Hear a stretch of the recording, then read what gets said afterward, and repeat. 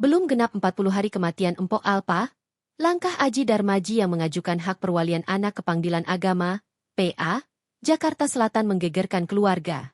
Pasalnya, keluarga sama sekali tak diberitahu soal perwalian anak tersebut.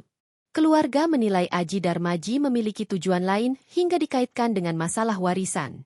Kakak Empok Alpa, Empok Banong, menyebut keluarga kini menunggu itikat baik dari Aji Darmaji untuk datang menjelaskan niatnya tersebut.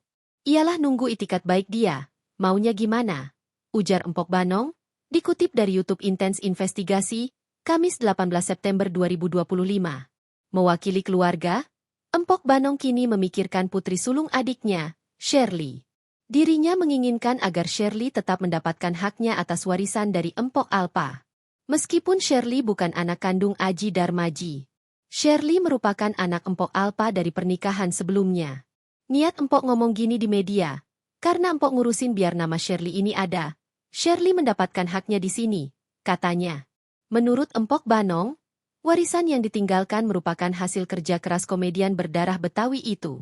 Sehingga Shirley sebagai anak tertua harus tetap mendapatkan haknya, meskipun statusnya sebagai anak sambung Aji.